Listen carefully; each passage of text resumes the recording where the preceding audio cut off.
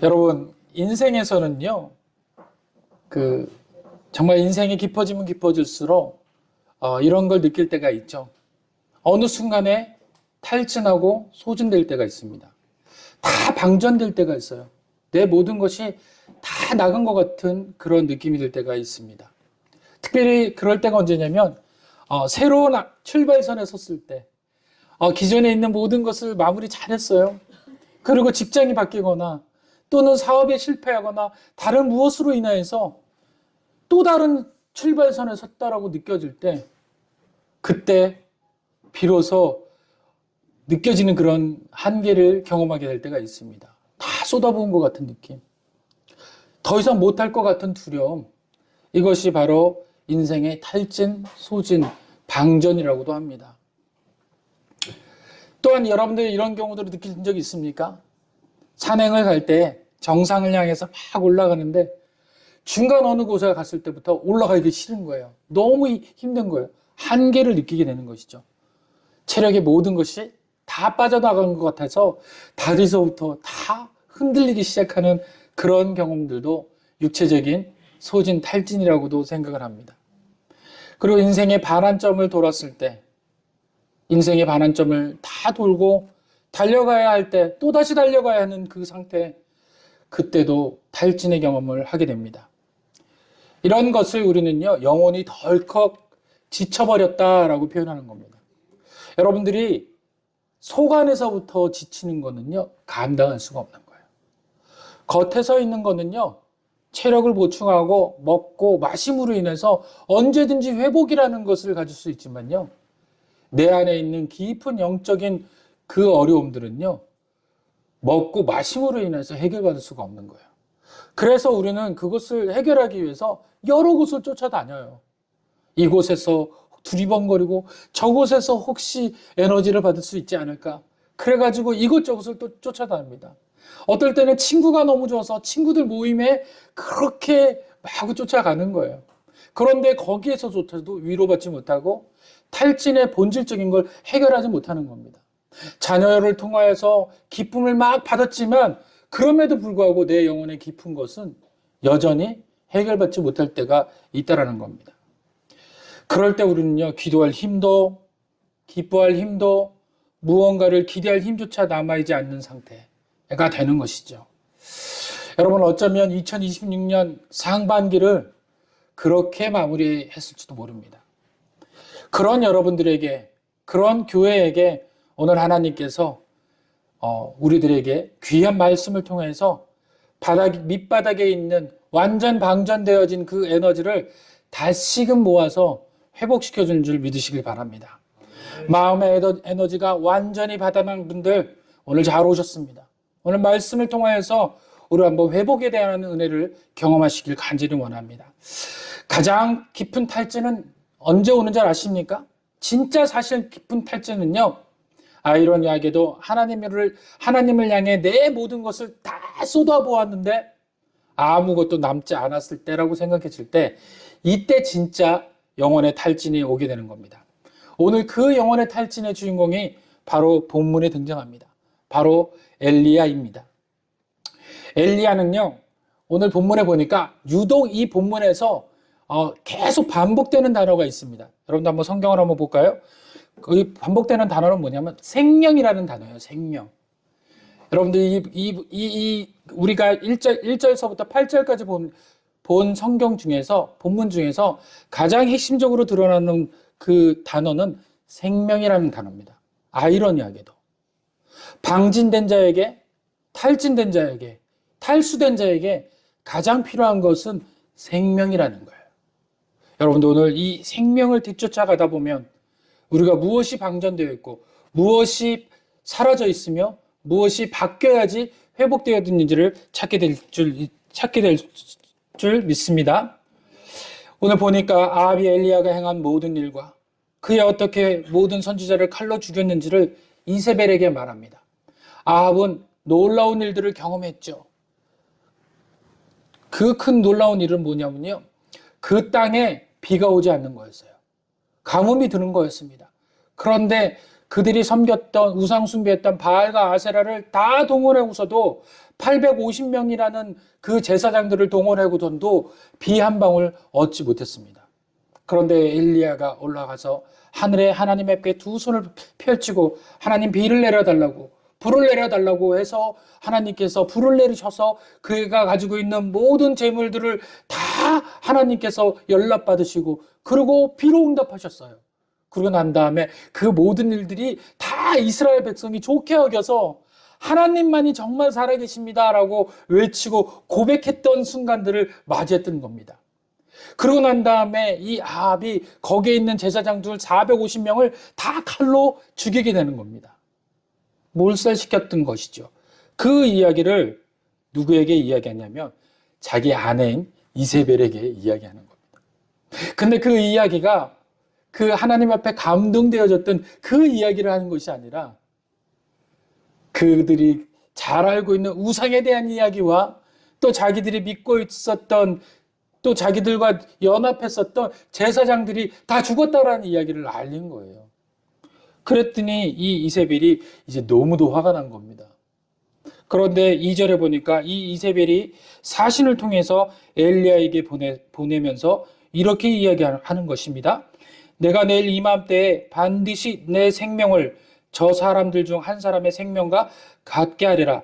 그렇게 하지 아니하면 신들이 내게 벌 위에 벌을 내림이 마땅하는지라 한지라.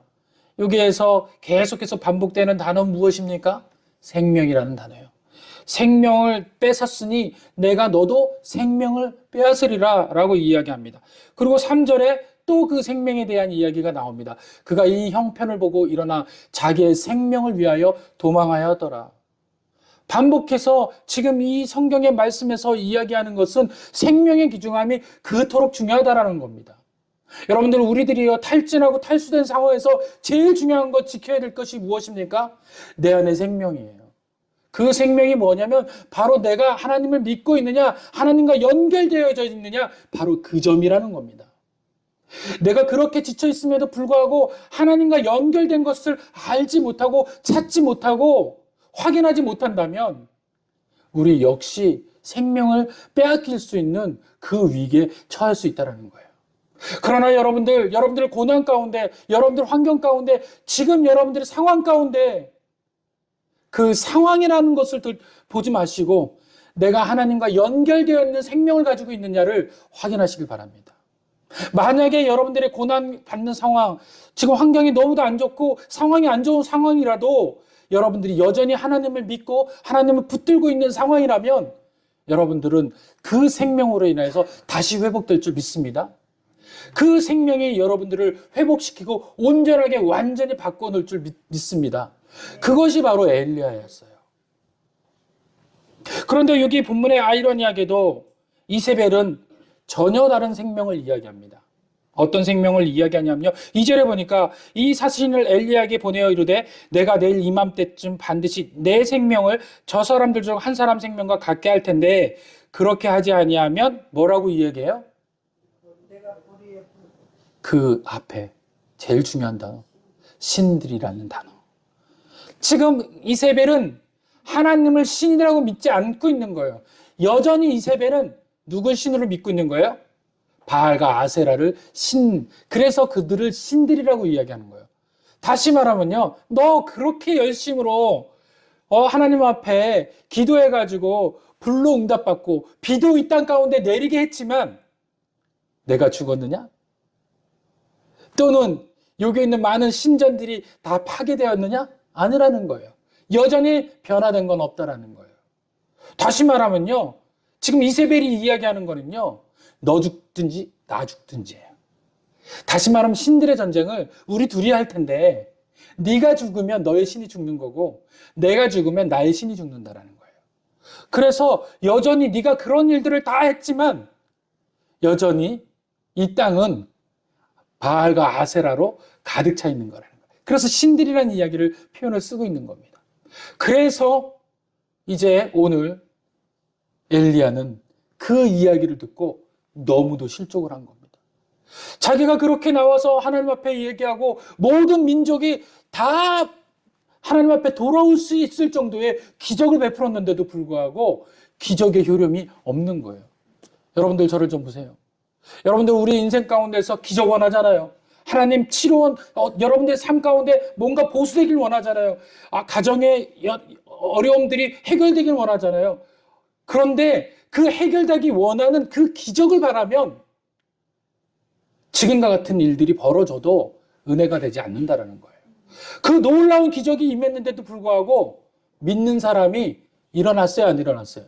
안 일어났어요. 하나님이 그 기적들을 보내면 분명히 많은 사람들이 하나님을 더 믿을 것 같은데 아니요. 여전히 그들은 바알과 아세라를 믿고 있다는 겁니다.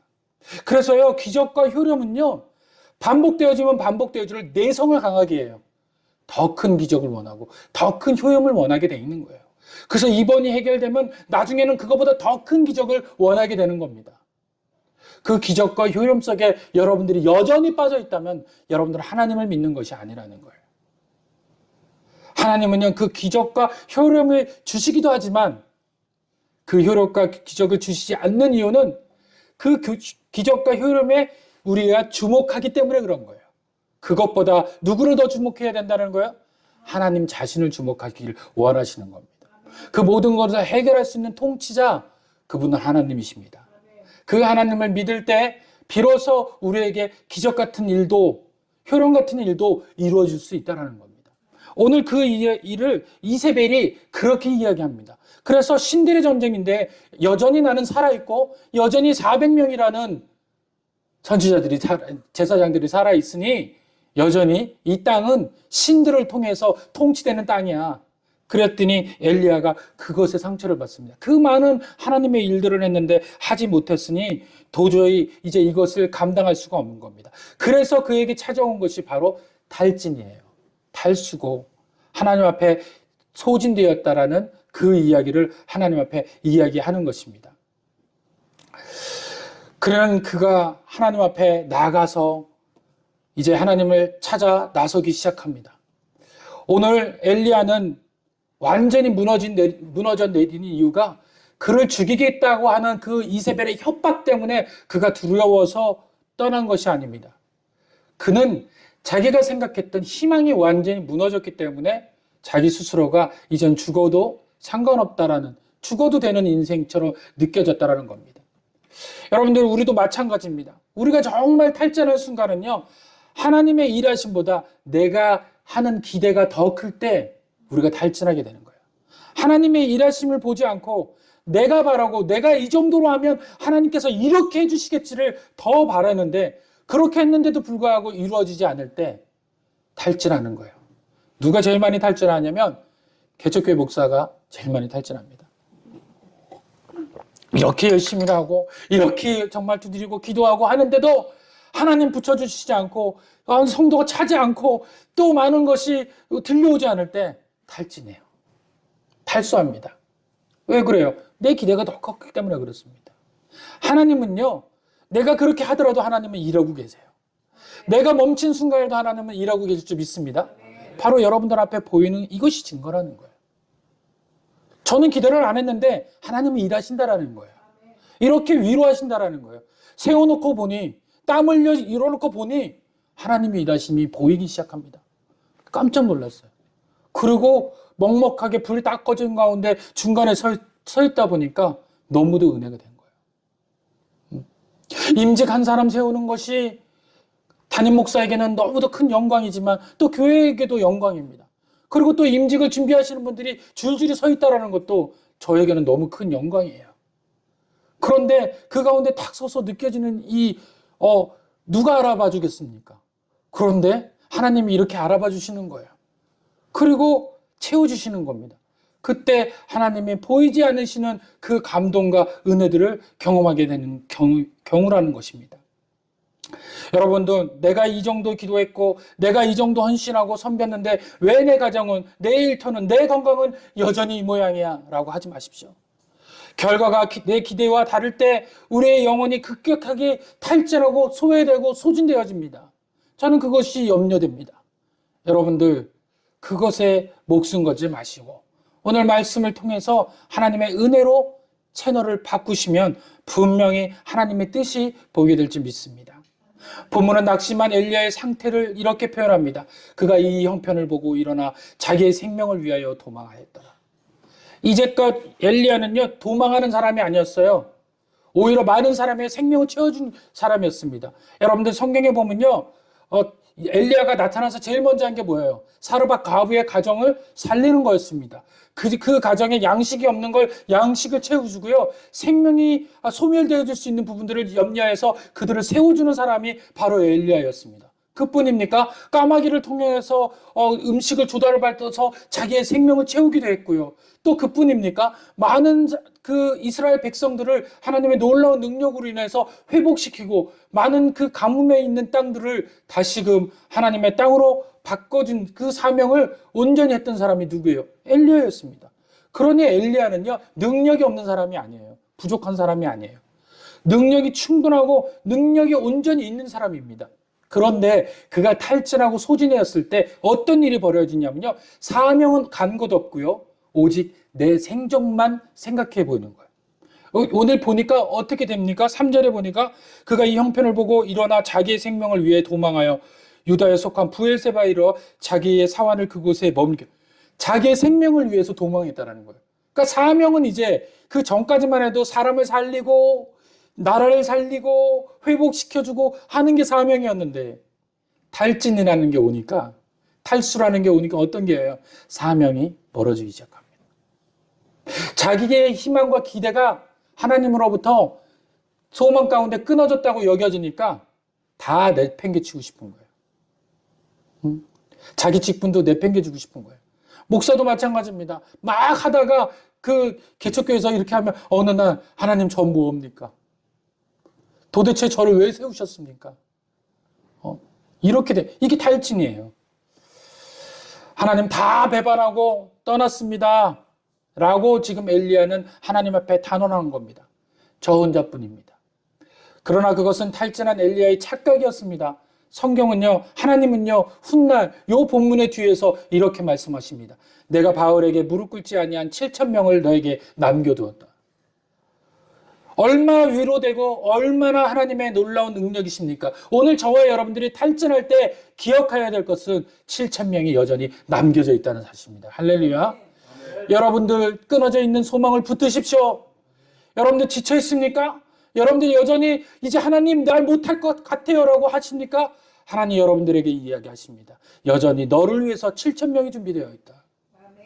너의 다리를 위해서 7,000명이 있고 너의 몸을 위해서, 너의 상태를 위해서 7,000명이 여전히 준비되어 있다. 그들이 기도하고 있다. 그러니 너는 살아라. 그거예요. 오늘 성도 여러분, 지쳐보지 못할 때 하나님은 여전히 일하고 계심을 믿으셔야 합니다. 그리고 그걸 보셔야 합니다. 오늘 본문에 짧게 우리가 빨리 지나가겠습니다. 엘리야는 이세벨을 피해 도망쳤습니다. 그러나 영적으로 보면 그는 도망이 아니라 하나님 가운데로 향하고 있었습니다. 그는 그걸 도망이다라고 불렀지만 하나님은 그를 초청이라고 이야기하시는 겁니다.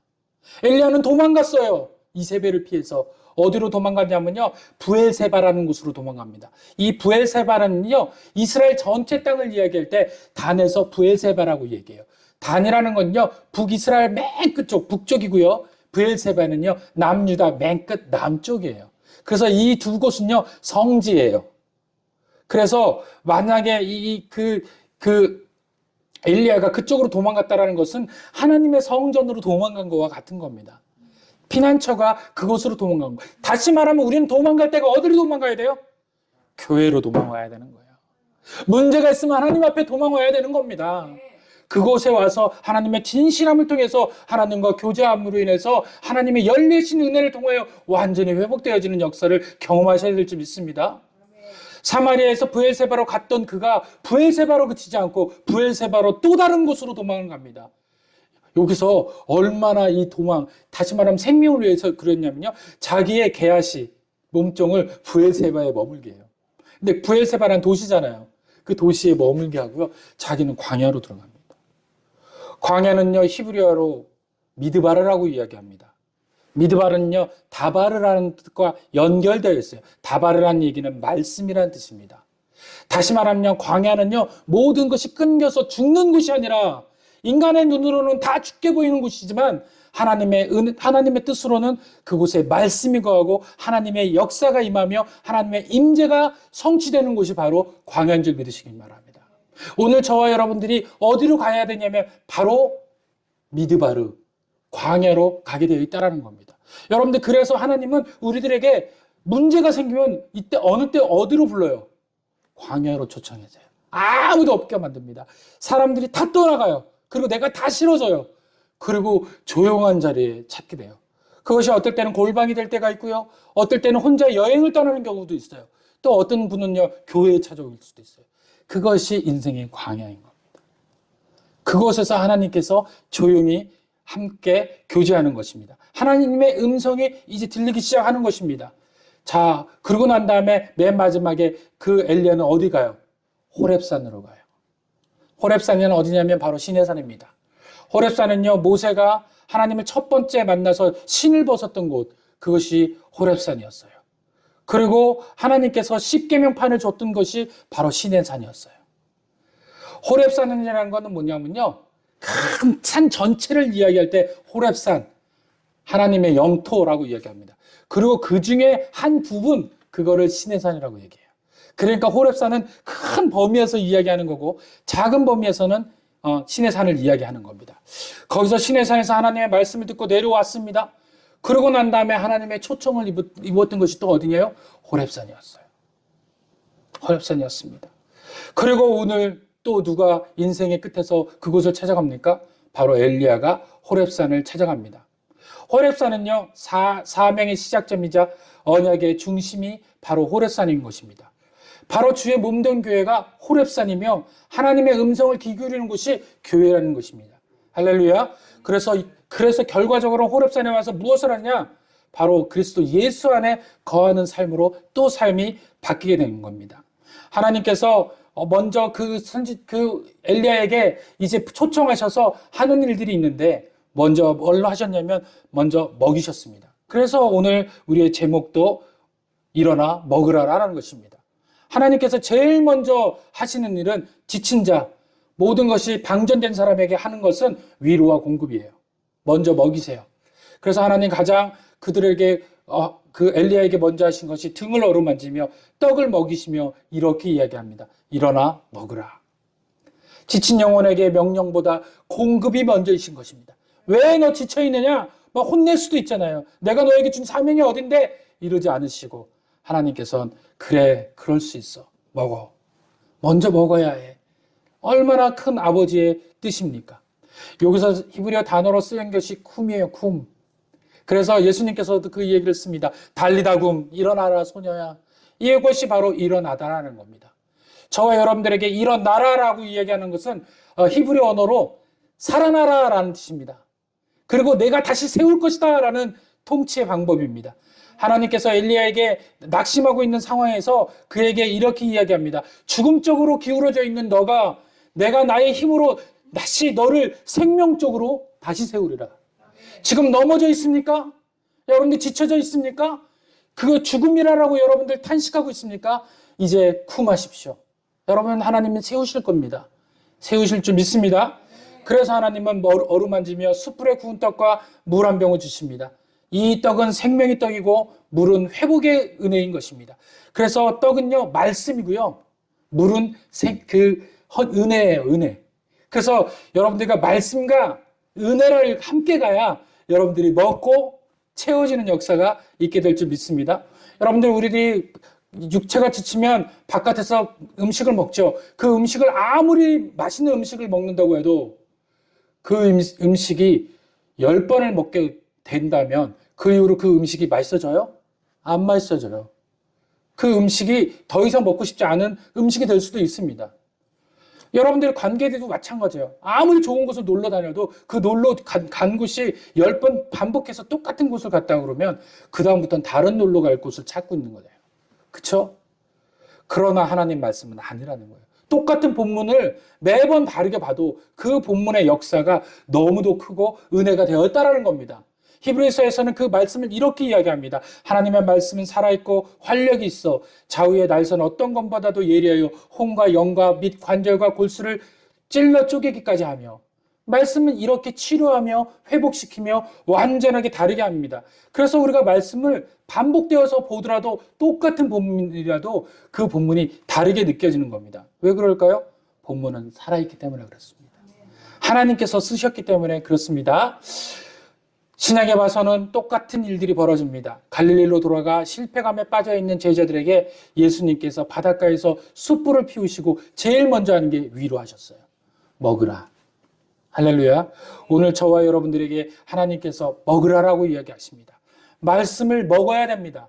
하나님 말씀을 찾으셔야 돼요. 내가 살려면 그 말씀을 보셔서 그 말씀 한 구절을 통해서 다시 회복되시길 원합니다. 그리고 하나님께서는 호렙산으로 이끄세요. 호렙산으로 이끄셔서 40주야를 함께 동행하십니다. 단순히 기운을 차리게 하신 것을 넘어 세상의 소음과 위협이 미치지 못하는 곳으로 우리를 완전히 뺏어가십니다. 그래서 단절시켜요. 세상의 소리를 우리가 듣지 아니하여야 우리가 드디어 하나님의 소리에 집중하게 되는 것입니다. 여러분들, 여러 세상 사람들이 여러 얘기가 다 틀려요. 여러분들 한번 만나보세요. 제가 친구들한테 조언을 구해도요, 각 친구의 조언이 다 틀려요. 일치되지 않아요. 마찬가지입니다. 세상에 의사라고 하더라도, 의료를 가진 자라도 다 똑같은 말을 하지 않습니다. 다 틀린 말을 해요. 거기에 은혜가 없어요. 역사가 없어요. 오직 하나님 주신 말씀만 붙으셔야 돼요. 내가 너를 회복하고 내가 너를 붙들고 내가 너를 지명하여 불렀나니 너 내 것이라. 내가 너를 살리리라. 내가 너를 먹이리라. 라고 했으면 그거 붙잡아야 돼요. 다른 거 붙잡지 마십시오. 형편 붙잡지 마십시오. 그것이 세상의 소리를 차단하는 것입니다. 세상의 위협과 소리를 차단할 때 그때 하나님의 언약의 소리를 듣게 돼요. 그리고 끌고 가십니다. 말씀을 먹고 은혜를 받아야 회복되는데 그것이 내 안에 계신 주님의 음성에 집중을 해야 가능하기 때문에 하나님은 그렇게 하시는 겁니다. 그리고 하나님은 경청과 치유를 동시에 하십니다. 엘리야야 내가 어찌하여 여기 있느냐. 경청할 때 하나님은 그렇게 얘기하세요. 하나님이 몰라서 물으신 것이 아닙니다. 엘리야의 마음에 깊이 맺혀있던 억울함, 서운함, 고독감 하나님 앞에 다 쏟아내도록 유도하시는 거예요. 다 내려놓으라는 거예요.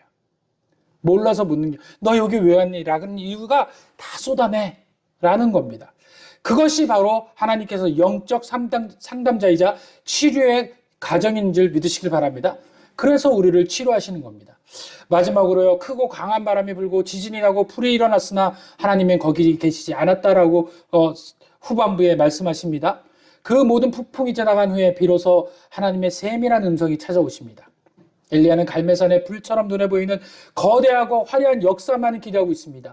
드라마틱하게 하나님이 나를 고쳐주고 나를 회복시켜주고 나를 완성해 주리라고 믿었습니다. 그런데 그 번개치고 폭풍치는 곳에 하나님은 계시지 않았어요. 거기 계신 줄 알았는데. 그러나 하나님 거기 계시지 않은 줄 알았는데 어디 계셨을까요? 내 마음에 계셨어요. 내가 정상에 올라가서 야호라고 소리칠 동안에는 그 야호의 소리는 저 산을 비춰서 나에게 절대 들려오지 않습니다. 어느 때 들려와요? 소리를 내가 멈추면 저기서 야호하고 들려오는 거예요. 내가 하나님 앞에 계속 부르짖고 소리치고 아버지 앞에 얘기한다면 하나님은 침묵하십니다. 근데 가만히 계셔보세요. 그러면 이제 미세하게 하나님의 소리가 들려오기 시작합니다. 그리고 그 미세한 소리로 인해서 나도 모르게 어딘가 담대함이 몰려오기 시작해요. 믿어지기 시작하는 차원인 거죠. 담대해져요. 이쯤이야. 이깟것쯤이야. 이거 다시 일을 쓸 수 있어. 그래서 여러분들 앞에 놓여있는 새로운 일들이 있습니까? 다시 시작할 수 있습니다. 여러분들 육체적으로 건강 때문에 염려되십니까? 이제 회복할 거예요. 멈추세요. 소리 들으세요. 그리고 여러분들 가정적으로 너무도 힘들어진 중에 있습니까?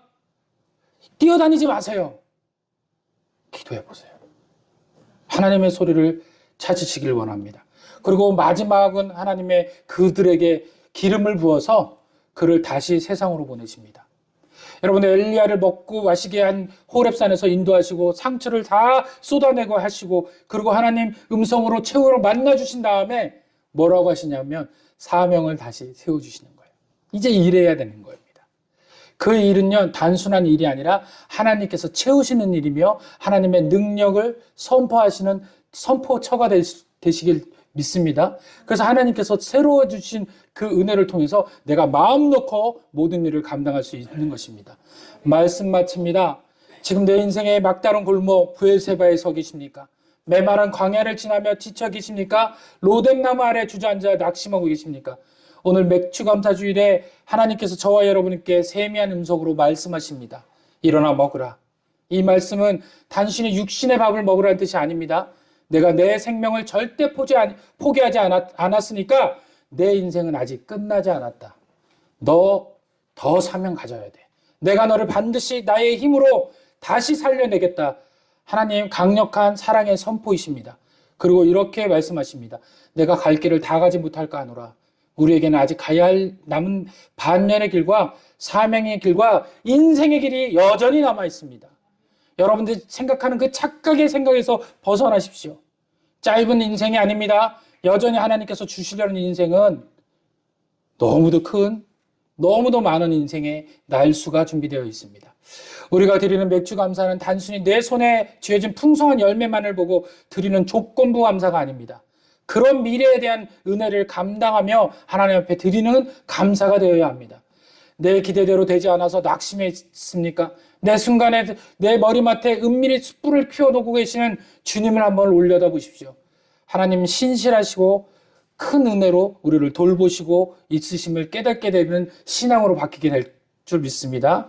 상반기를 잘 지나오셨습니다. 이제 그 능력이 하나님의 능력을 덧입혀서 하반기도 그대로 잘 승리하실 줄 믿습니다. 오늘 감사함으로 광야와 같은 세상에서 주님의 소리에 귀 기울이시는 여러분들에게 우리 주 예수 그리스도의 생명을 통하여서 여전히 승리하는 인생으로 바뀌어지는 인생 되기를 축원드리며 감사드리며 예수님의 이름으로 기도합니다. 기도합시다.